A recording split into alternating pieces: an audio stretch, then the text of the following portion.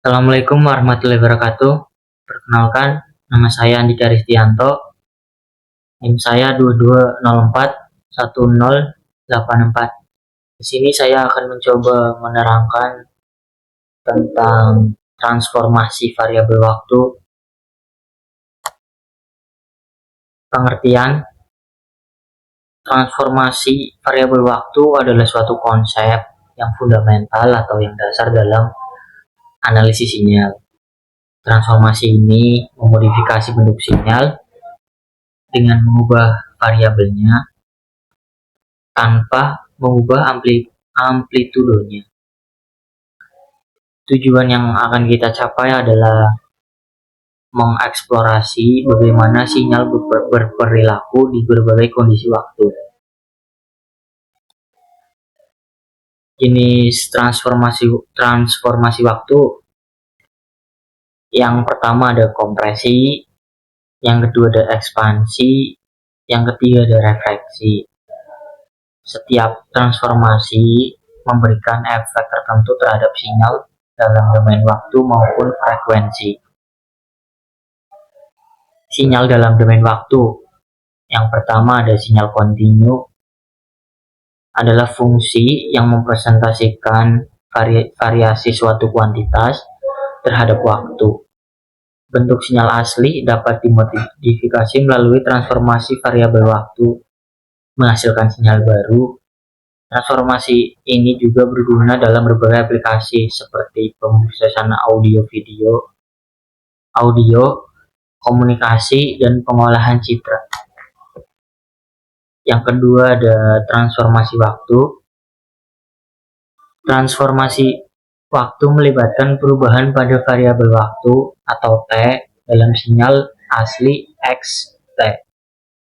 Berikut adalah jenis-jenis transformasi waktu. A. Yang pertama ada kompresi waktu. Transformasi ini juga mempercepat sinyal dengan memperkecil skala waktu.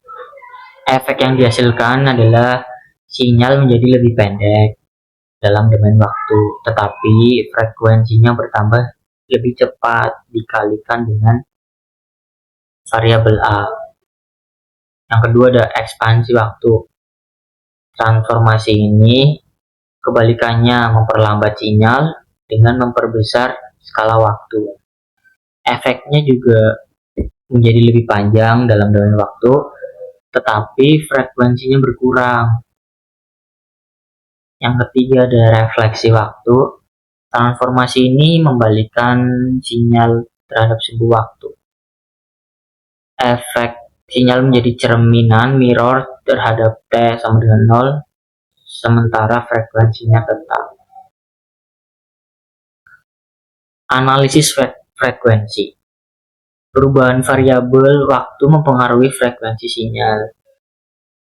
Yang pertama kompresi, yaitu frekuensi sinyal meningkat secara proporsional dengan faktor A. Yang kedua ada ekspansi, frekuensi sinyal menurun secara proporsional dengan faktor A. Dan ketiga ada refleksi, tidak mempengaruhi frekuensi tetapi fase sinyal berubah tanda. Representasi dan visualisasi dengan MATLAB. Nah, di sini kita menggunakan MATLAB. Nah, transformasi waktu dapat dengan mudah divisualisasikan menggunakan MATLAB. Melalui pemrograman, efek dari transformasi terhadap sinyal dapat dianalisis dengan baik secara visual maupun numerik. MATLAB juga menyediakan fleksibilitas untuk yang pertama memodelkan sinyal kontinu, yang kedua melakukan operasi matematis pada sinyal, yang ketiga menampilkan grafik hasil transformasi. Nah, nanti kita akan masuk ke dalam itu. Lalu selanjutnya aplikasi transformasi waktu. Transformasi waktu digunakan dalam berbagai bidang. Contohnya komunikasi untuk mempercepat atau memperlambat sinyal pengiriman data. Audio memodifikasi pitch atau tempo dalam sinyal suara. Yang ketiga ada pemrosesan citra. Itu mempresentasikan pola temporal dalam citra berurutan. Nah, selanjutnya kita masuk soal. Soalnya kita bisa dibaca di sini. Soal 1 diberikan sinyal X T sama dengan cos 2 pi T. Kita ubah, transformasikan sinyal menjadi seperti yang digambar, yang di soal. Kita bisa lihat.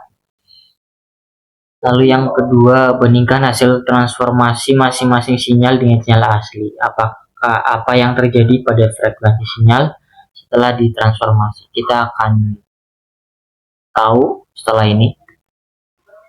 Ya, ini plot sinyal asli dari X T untuk interval waktu min 2 sampai 2. Gambar ini menunjukkan bahwa sinyal asli yang bersoliasi atau bergelombang dalam interval waktu tertentu dari min 2 hingga 2 detik. Sinyal ini memiliki pola yang berulang secara teratur, naik dan turun dalam bentuk gelombang. Selanjutnya, gambar yang ini menunjukkan transformasi sinyal yang disebut kompresi atau pemampatan waktu. Yang sederhananya ini, sinyal asli dipadatkan sehingga lebih banyak gelombang yang muncul dalam periode waktu yang sama. Ini juga terjadi karena durasi tiap siklus sinyal menjadi lebih pendek dibandingkan sinyal aslinya. Misalnya, sebelumnya ada 5 gelombang dalam 2 detik, misalnya. Setelah transformasi ini dilakukan, bisa jadi ada 10 gelombang dalam periode waktu yang sama. Jadi, kesimpulannya, transformasi sinyal ini itu merubah atau menjadikan lebih cepat atau terlihat lebih rapat dibandingkan sebelumnya. Seperti itu. Lalu ini expansion atau ekspansi.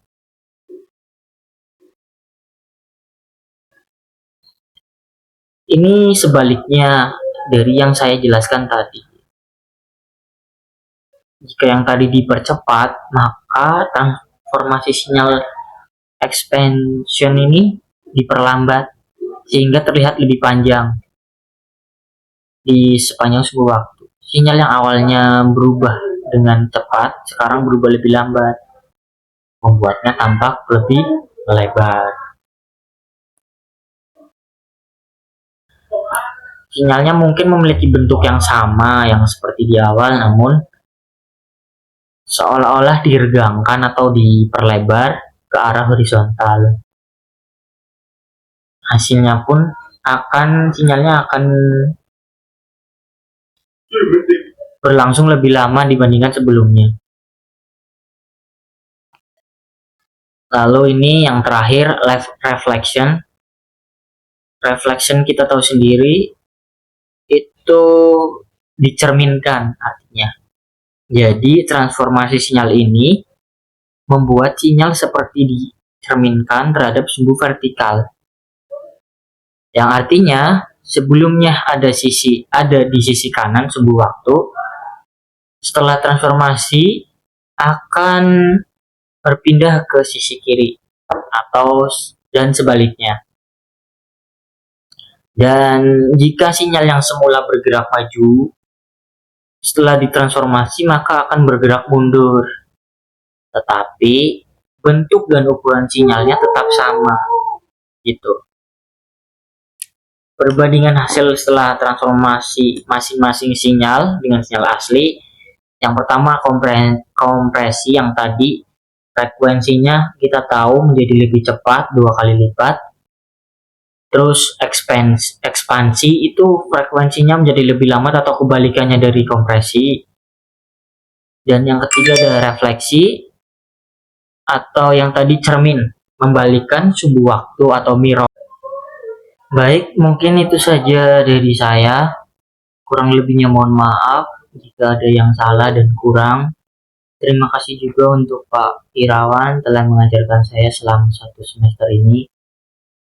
Semoga bisa bertemu lagi di kemudian hari. Semoga kesehatan dan keberkahan selalu dilimpahkan oleh Allah kepada keluarga Bapak.